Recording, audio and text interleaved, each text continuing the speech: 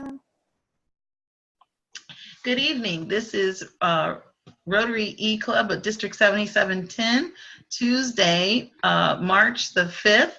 We are happy to have our guest speaker tonight as Rachel McCarthy, and I'd like to let Kevin Primus go ahead and introduce her. Kevin? Thank you. This is Kevin Primus, and we're here in Durham, North Carolina, and I want to introduce Rachel McCarthy, who's become a friend of mine over the past couple of years. We met November the 9th, 2016, a memorable day in American history. But I want to read Rachel's biography directly from The Story, which was a nationally syndicated radio show based here in the Durham, Raleigh area. And I just want to read her bio, and then we're going to actually do our format a little differently. We're going to have an interview where I'm going to ask Rachel questions. We're going to kind of change things around, and hopefully it'll be a little bit of fun. And then we'll have time for questions at the end. So Rachel McCarthy, and again, this is from The Story. Producer Rachel McCarthy first ventured into the world of radio at the Salt Institute for Documentary Studies in Portland, Maine. She was an independent producer and editor for several years before she came to The Story. She kept an eye on military issues in the Middle East and was instrumental in our coverage of the Arab revolutions. Rachel, thank you for being with us here today. And we're right now in March with Rotary, but the month of February was a month that we were, as an international organization, focused on conflict, peace and conflict resolution. And you did stories at The Story that covered these sorts of issues. But first of all, could you just tell us what was The Story, what is The Story, and what made it different, or what made it work? Well, The Story is very aptly titled. It was a show about, the easiest way to sort of describe it would just say the personal stories behind the news. It was a 1-hour daily public radio interview format program hosted by a former CBC reporter named Dick Gordon. And it was unique in several ways, not the least of which, you would probably hear Dick talking to one person, maybe two people, over the course of a whole hour. I think public radio in general prides itself on going in depth, but few places on the radio dial had that kind of space to really go into that much detail, talking with people about the personal stories that related to things that we were seeing in the news. So it wasn't a situation where, you were talking for 5 minutes with an expert on some topic and then maybe going to a reporter in the field to sort of give you an overview of what was going on. You were talking to people who were impacted by a particular issue. And now not every single show is, 5 days a week, 1 hour, 1 hour each. Not every single show was completely revolving around the news, but I would say the majority of shows were really steeped in sort of what was in the air at a given moment. So, for example, when I was at the show from 2006 to 2013, 2006, 2007 to 2013, the war in Iraq was intense, to say the least. When I started off, obviously the war in Afghanistan continuing. So we weren't talking to, communication specialist, in the Marine Corps. We weren't talking to, a military expert. We were talking to Iraqi civilians. We were talking to people just as they came back from their deployment, service members just as they came back from deployment. So it's just really a way to look at the news that we can feel detached from in so many ways, even when we're steeped in it, but we can still sort of have that distance from it. The show, by talking to guests who were really sort of like living what was going on, it just brought it home in a different way, created those connections.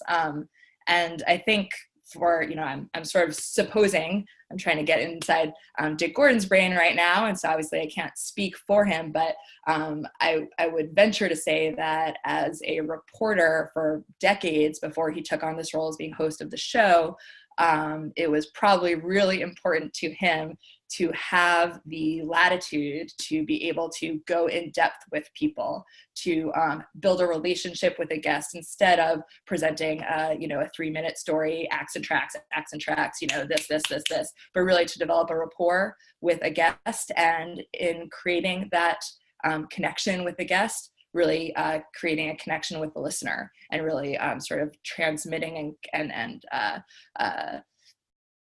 connecting those stories with people who would have no idea what they were living through if they weren't listening to the show.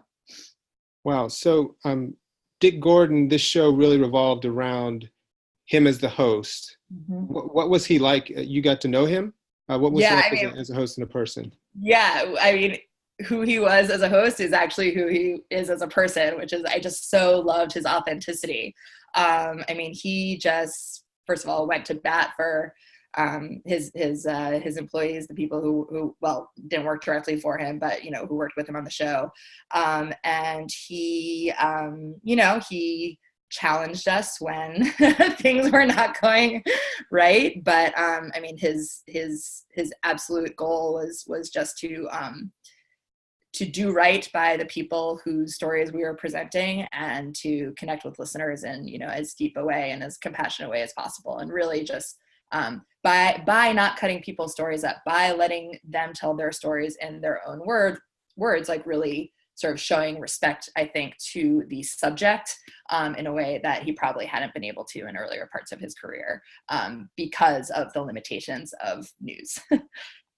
And so you said the CBC, is that the Kerry Broadcast Company? What is the CBC? I believe it's Canadian Broadcasting Corporation. Okay, so he's from Canada. Yes, from Canada. That's right. How did this end up being a show that he, a Canadian, crazy Canadian, is having a show that's based out of the Durham, Raleigh area? Yeah, that's fair. And I can't speak really directly to that since I wasn't one of the founding producers of the show. What I do know is that he had hosted a show in Boston prior to that called The Connection, and it went off the air. And I believe some donors down here had loved it. It had also aired on WNC. It was based in Boston, but it was distributed to lots of stations across the country, and WNC was one of them that aired it. And apparently there was such a following for him here that some well-connected and high-resource donors, I suppose, got together and sort of created a fund to bring him down here and start the story and let him create his own show.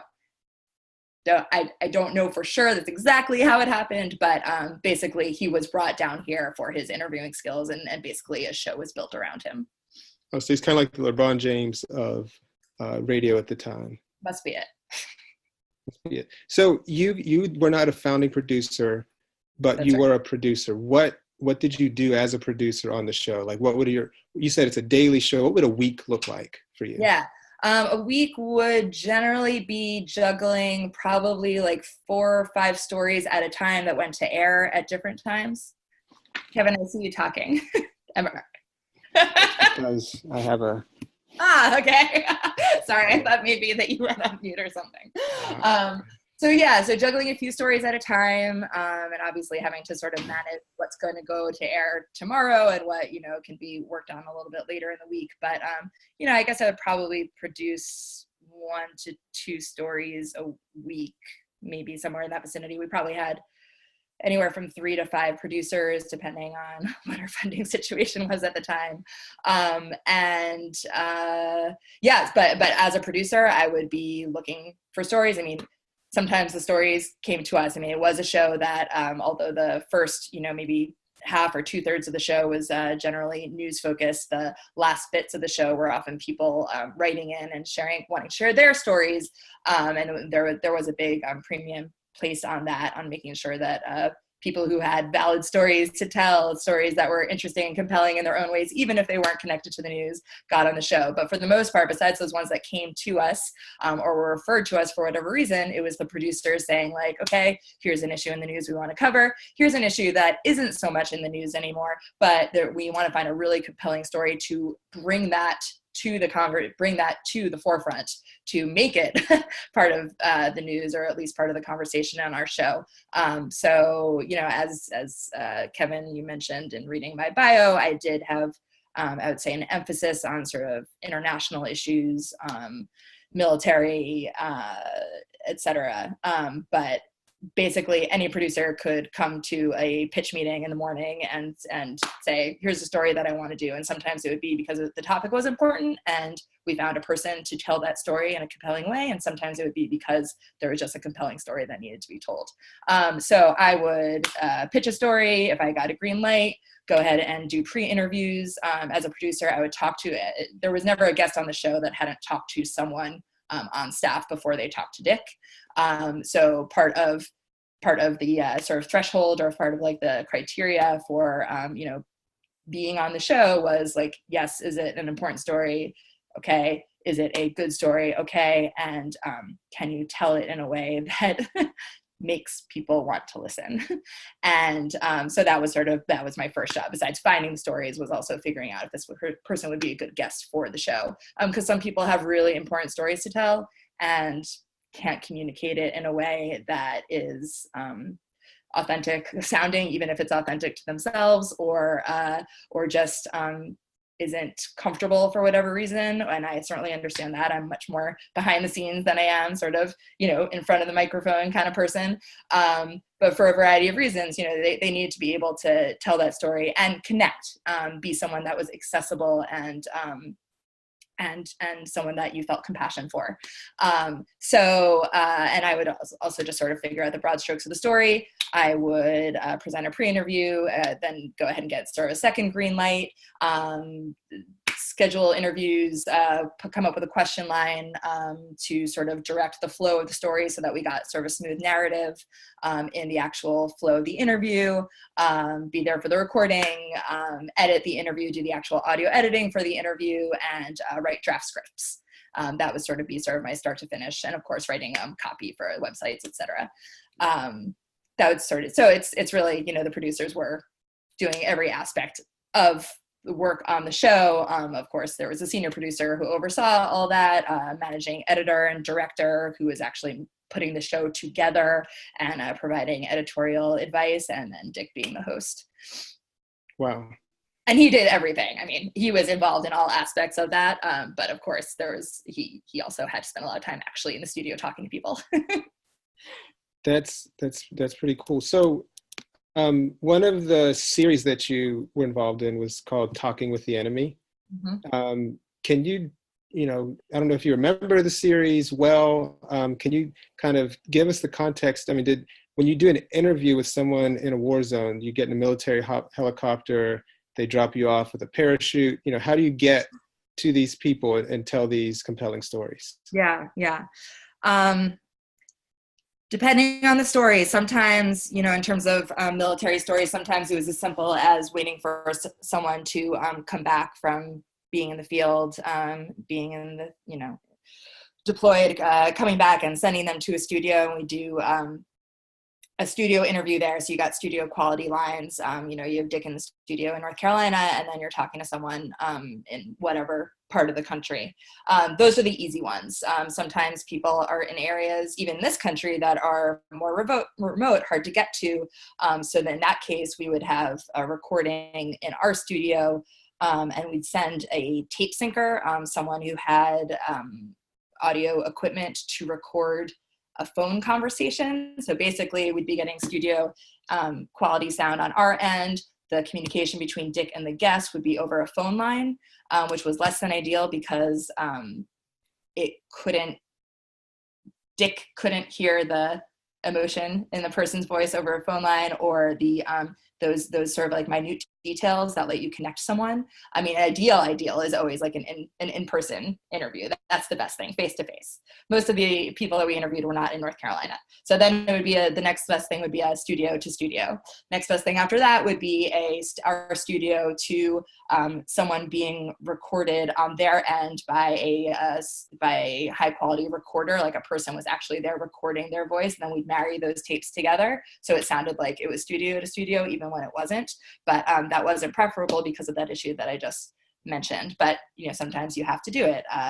Talking to someone in Gaza, talking to someone in whatever part of the world, like it's not realistic to get a studio to studio connection. And then there were some cases where it was super newsy issue, or just a situation where the best we were going to get would be a phone line. And if that's what it had to be, that's what it had to be. So there wouldn't be a tape syncer on the other end recording high quality recording. It would just be us recording phone tape, or in some cases Skype tape. We certainly did a few interviews with people in Syria during the beginning of the war there over Skype. And you make exceptions for the audio quality rule when the story is that important. How did you, I know you said you had to kind of find some of these stories, but how do you find a kid in a war zone? How do you find a person in a war zone? How do you stumble across that interview? Sometimes it was social media. Sometimes it was talking to someone, having a connection at an aid organization, and asking them to find people for us. Sometimes it was coming across a blog entry and then sort of backtracking and trying to figure out, who you were going to talk to and how you're going to get in contact with that person. It really depended on what the situation was and what the resources available were. But, with the quick news situations, I don't know, like a tornado in the Midwest, or a situation, a military or war situation overseas, you were really sort of depending on people who were in the field who could then direct you to the people actually being impacted by these events. Gotcha. So one of the things that we talk about in Rotary is vocational service. Mm-hmm. And you kind of described what your role was. And in the bio, we talked about that you worked at the SALT Institute. I went to, I did a program there. Yes. I didn't work there. What is that? And what was your preparation so that when you showed up as not a founding producer, mm-hmm. That you did some sort of an interview or resume to let them know, hey, I'm Rachel. And right. Like, yes, we think you might be qualified to be a producer on our show. What was your preparation? Because that's like a disparate set of skills that mm-hmm. you put together to put together a really high quality, nationally syndicated radio show. Sure. Get prepared for this. Right. Well, for me, I did freelance for the show for maybe a year and a half before I became a full-time producer. So I got to have the job interview over the course of a year and a half. But what got me situated to the point where I could even be a freelance producer for them was, so I had no journalism background, no documentary experience. I just sort of decided that this was a field that I wanted to get into. So I started doing that by going to the SALT Institute of Documentary Studies in Maine. And they had an audio program and a photography program and a writing program. So obviously I did the audio program. And that sort of jump-started me just sort of with some kind of basis in, okay, documentary, like what is this? What is, nonfiction, narrative storytelling? What does that involve? This was just a world that was completely sort of new to me. And also just gaining the audio skills, the audio editing skills. I learned on a program called Pro Tools. There are other versions of Pro Tools out there and other programs. Audition, Audacity, I think Hindenburg is something that's popular now, though I haven't done the audio editing element of it for quite a while. When I was at Story, we were using Audition. Anyway, they're all sort of versions of the same thing, but I had no idea how to do the digital audio editing. So the SALT Institute taught me that. So it's sort of the content part of learning sort of documentary storytelling, and then the technical part of learning how to do the audio editing. Then I went back to DC, where I had been working before as a research assistant at a place called the Aspen Institute, and I continued to do work for them while I started getting my freelance career going, which basically meant pitching stories, some really short stories, some really dinky stories, and maybe perhaps not so important stories, but maybe they were fun. I don't even know, so long ago, but as a freelance producer, pitching stories to different public radio program. So, over the course of a few years, I eventually got some pieces on Studio 360 and Weekend All Things Considered and on the media, Only a Game. And so basically I was one of those voices sort of, reporting pieces, but in a freelance capacity. And, they do have certain budgets and certain sort of time, they dedicate, I don't know, a certain amount of time to voices that are not part of their usual array of, on staff reporters.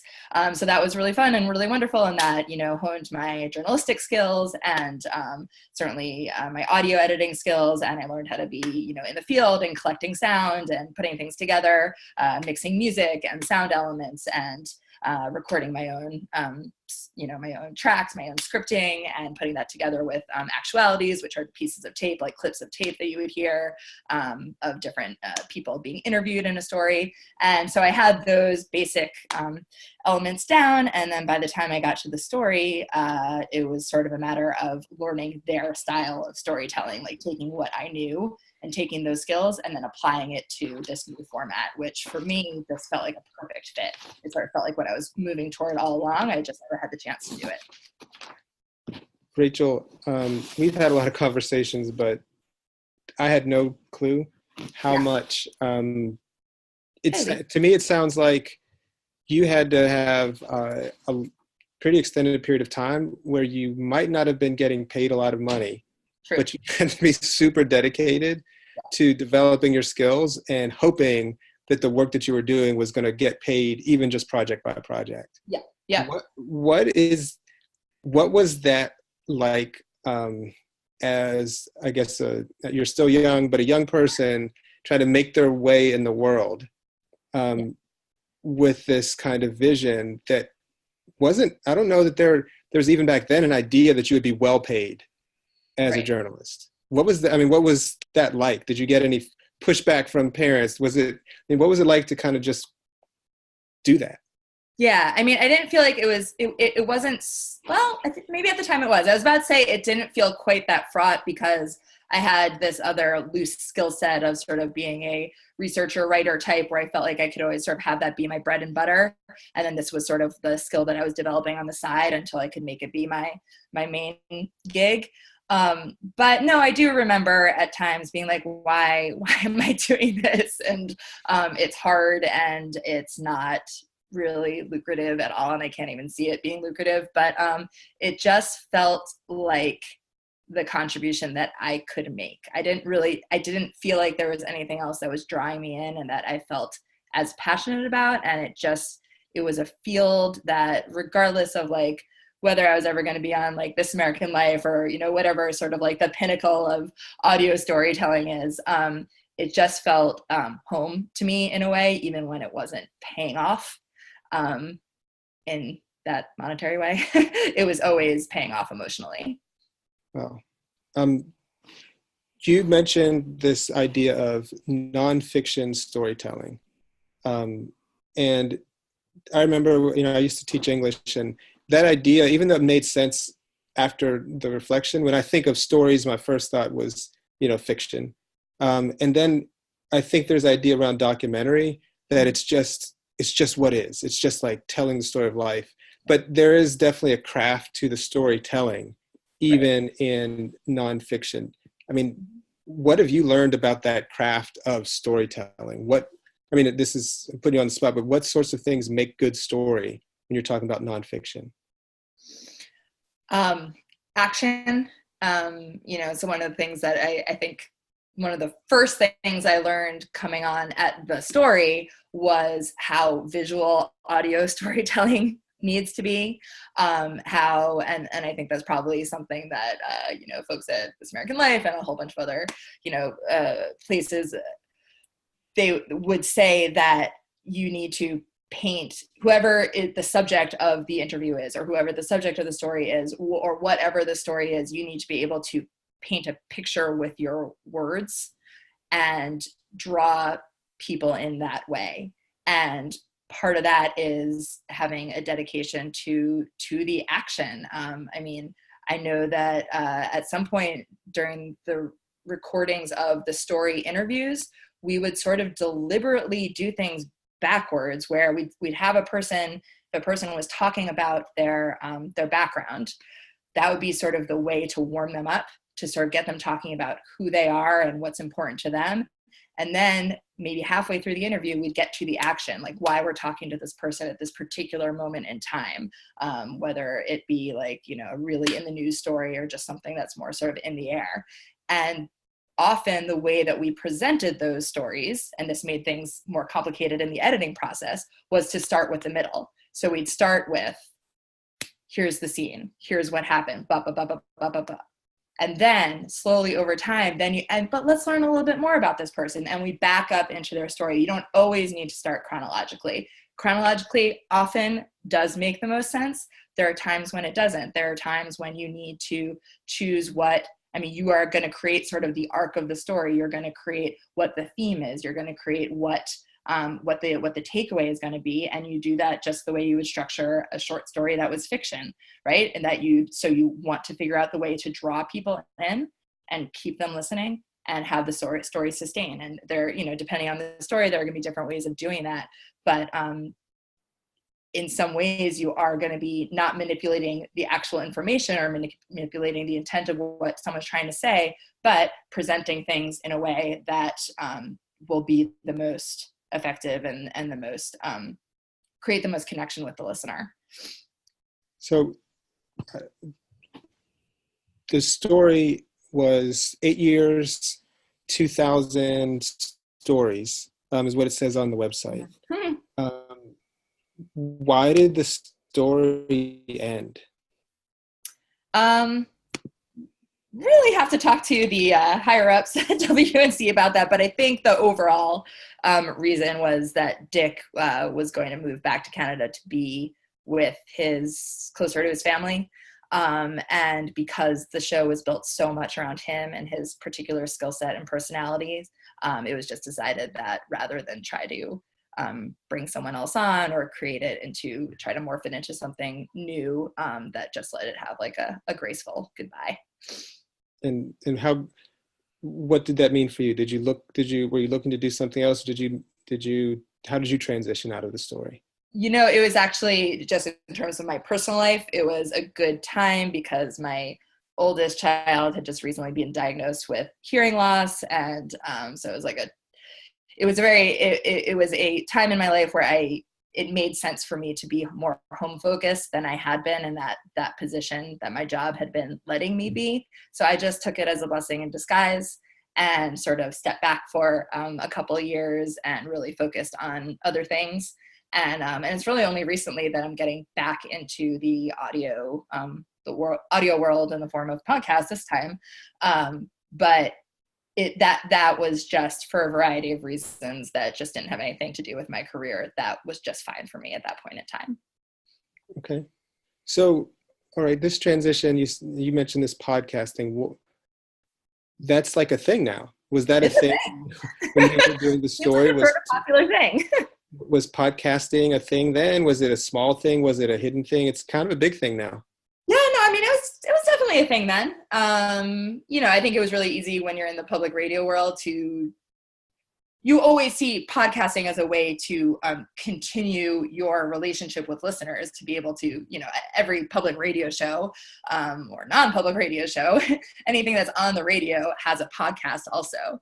But what podcasts are also doing, and what's sort of more significant, I think, is giving a chance for people who aren't on the actual radio dial to get their voices and their opinions and their stories out there. So I think that's awesome. So it was definitely there. There were definitely some very popular podcasts at that time. Of course, you know, in the 5 years since the story ended, podcasting is even bigger now than it was then. And who knows if it will ever stop. I have no idea. But it was definitely around. And now I'm just sort of getting into that world and excited to be getting into it, and don't really know what form that's going to take in the future. I'm working super, super, super part-time. I'm mostly home full-time with my youngest kid, but working for this great new podcast that launched a few weeks ago called The Double Shift, about a new generation of working mothers. And you should all check it out. And I'm not producing it at all. I am editing it. So I simply get the scripts and listen to the tape and make suggestions, and it's been glorious. Especially as I think through my own role as a working mother and what that means for me now and what I plan for it to be in the future. Wow.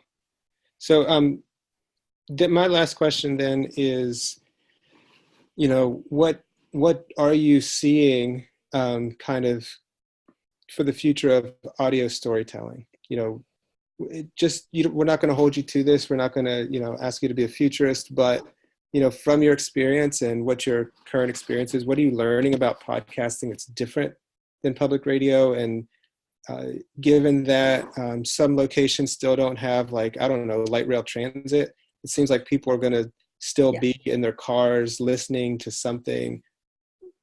What do you see some thoughts going to the future? And after this, I would open it up to everyone else to ask questions. Biggest difference between what you hear on the radio and what you can hear on podcast, people get to curse, and it's awesome. No joke. I totally think that's important. I really think that so much gets lost when people can't curse.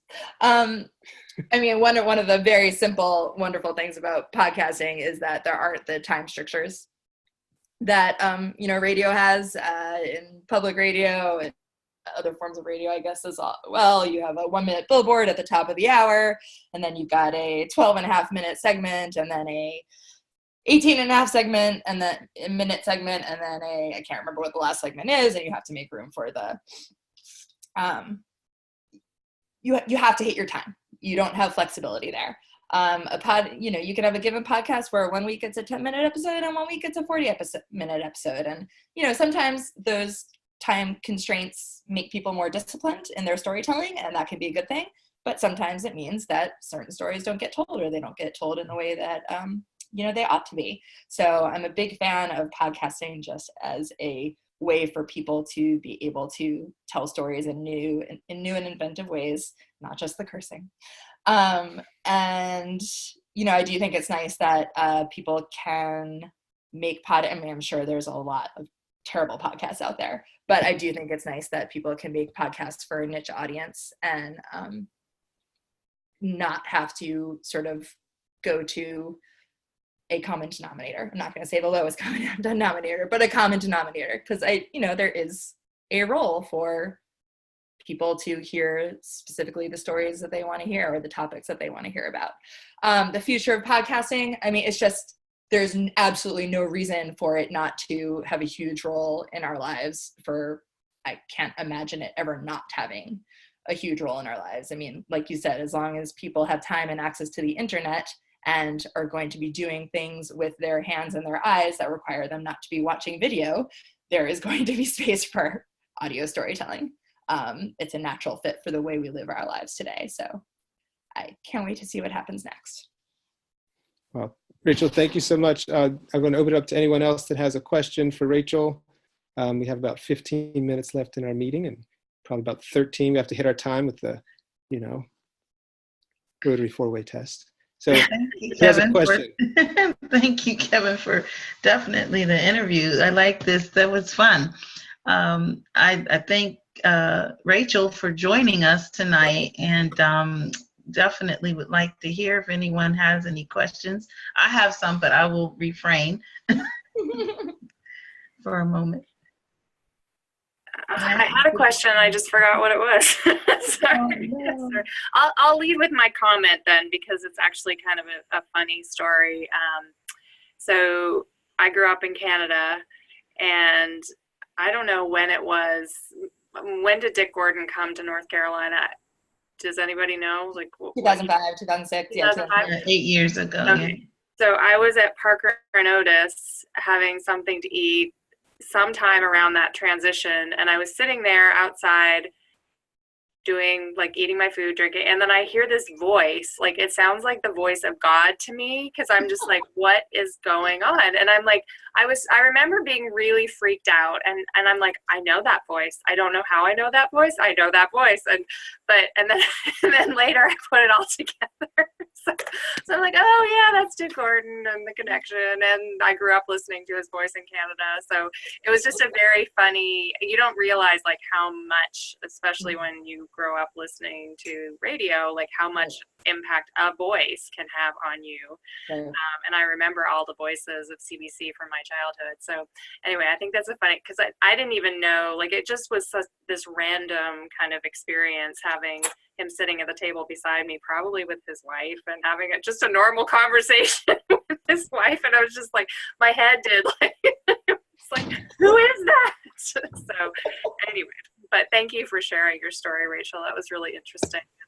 The podcast piece is fascinating too, and I know my question will come back to me once somebody else asks a question, because I did have a question about podcasts that was related to you, and it wasn't just a comment about Dick Gordon. So. But that was great, Eve. I'm actually, that's exciting to see. You saw a celebrity, and I mean, in more than one way, right? I mean, on UNC, but back home for you. Yeah. So that's awesome. Well, I'll just go and say that I love the story. I never heard of Dick Gordon until I heard of this story. And I was excited for several years just to get in the car or get where I'm going to get to hear the story. It's like I couldn't miss it. And so I was excited to see that you were joining us tonight. Definitely sorry to see the story go. But as you said, it wouldn't be the same without having Dick Gordon do it. So I get it. But the whole evolution of storytelling, as you're saying, the audio storytelling, I'm so glad that Kevin brought that up, that I think, as you said, it's here to stay. It's actually thriving, and it's alive and well, and it's growing. I mean, young people are doing podcasts. My daughter tells me about all these college students have their, I listen to their pod. It's like miniature radio shows all over, and anybody can do it, young and old. And as you said, not having the censorship, not having the time constraints, and all of these things brings more creativity to it. And it's amazing, I mean, to see that storytelling has taken a new level. That years ago there used to be some radio show that had actually several of them that had stories out of Chicago and several other places about people who were down and out and homeless, and they were, their lives were changing. Those things were fascinating to me. Now, I'm not that old, but radio had its place in my life, and I'm definitely a music lover, but whenever I got to some of those storytelling radio shows, I loved them, So I think, like you're saying, podcast is really here to stay. And I'd like to see, like you said, the evolution of it further, where it's going to go. Yeah, it's an important point you bring up. I mean, just sort of the democratization of, the internet, and just the ability of, anyone who can get their hands on a relatively inexpensive microphone and some free audio editing software can, start their own podcast. And that can be really therapeutic. That can be really important in sharing stories and getting out stories that wouldn't be heard otherwise. And like you said, I mean, the creativity aspect, absolutely. There's just, you can do whatever you want. Yeah, I mean, military folks are using it. I found one time I wanted to know more about military. I was thinking about going in, and I was late in life, and I found these podcasts, and I was like, this is amazing. The information that they were sharing, not necessarily, it was general, it wasn't specific about missions and stuff, but I mean, it was amazing to see how many people were out there doing podcasts and just all genres. And yeah, definitely. Mm-hmm. I'll tag on to that, because my question was actually, it was a tie to what you were saying, Rhonda, about the kind of the younger millennials, and then also, just younger people, maybe late 20s, early 30s, and just how really they do go to podcasts. And I'm kind of blown away by that. And I was just wondering if you knew of any kind of, I don't know, like if there's statistics around access, like how, because I feel like my kids don't listen to the radio at all. Mm-hmm. They listen to podcasts, and then they stream music. So I was curious about if you knew of any of Like, is there anything to back that up? So I know it to be true because I know it in my heart. So I don't have any numbers, and I think it's I want to say it might be actually a little difficult to track all that with all the different podcast platforms. But I imagine there's got to be some sort of like industry organization that might have some idea of what like the numbers are and then like the overall scope of impact. But yeah, I mean, there are just so many ways to get podcasts. There are so many things that qualify as podcasts. Yeah, so I don't have an answer for you. I imagine the information's out there. Yeah, it's interesting. I just started noticing a shift, maybe like, I guess when Serial happened, that seemed to be the big pivot. Because I worked with a lot of students in their mid to late 20s, and it just seemed like all of a sudden everybody was doing podcasts. So, and I'm a huge fan of podcasts too. And but yeah, it's a really interesting shift. And I wonder with public radio, that kind of the audience, do they drive each other? Like, is it driving? I think it's cooperative. I mean, again, I don't have numbers on this. I haven't spoken to anyone about it recently. And last time I was actually employed in public radio, podcasting was big, but not nearly as big as it is now. My sense is it's not a competitive scenario. My sense is that it is, I mean, there is unlimited content, and yet somehow it is getting consumed, and that the more that they drive each other, that they're actually working together. That's just my gut, but it feels that makes sense to me. Yeah, I just Googled it. It's a good question. And I see that it says an Apple, right, confirmed there were over 550,000 podcasts in 2018, early June. And somehow they're saying that currently there's 660,000 to date. But they're saying that there's 28 million episodes as of February 2018. I don't know. It's the numbers are kind of. That's just Apple, right? That's just Apple. So yeah, that's.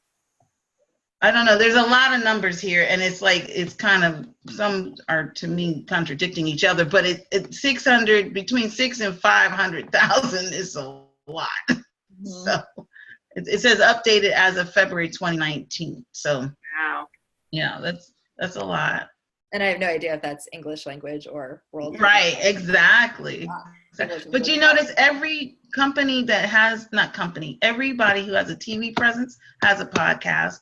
Everybody, so this podcast thing isn't just to the homegrown, eclectic group. It's actually corporate and others, that, profits, or everybody's doing it. So yeah.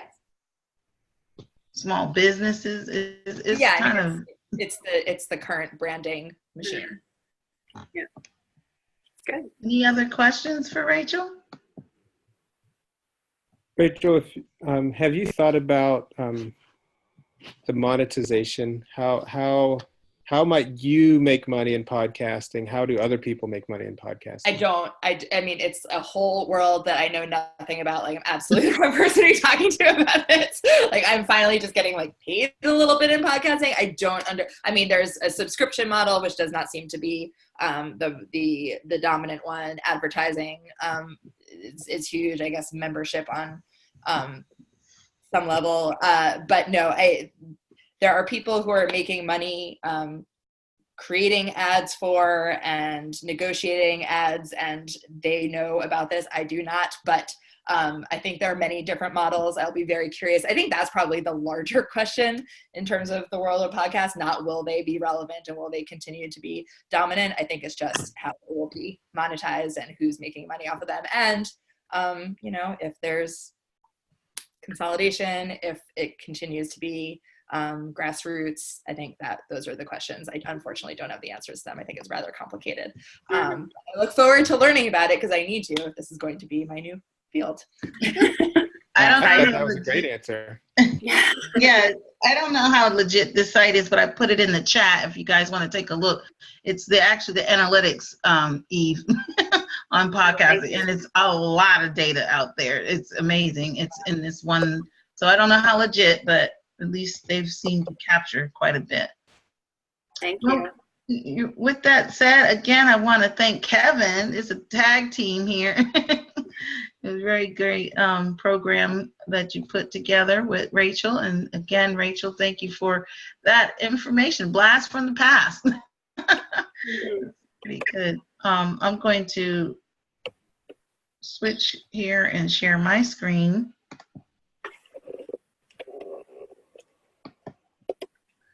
And this is just a thank you to you, Rachel, for again having shared some insights and just information about the story and how you how you got in. And so a certificate of appreciation for Rachel McCarthy for imparting valuable insights and inspiration as our guest speaker on today, March 5th.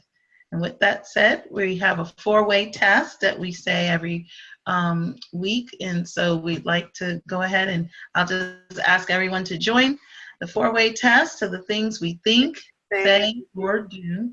First, is it the truth? Second, is it fair to all concerned? Third, will it build goodwill and better friendships?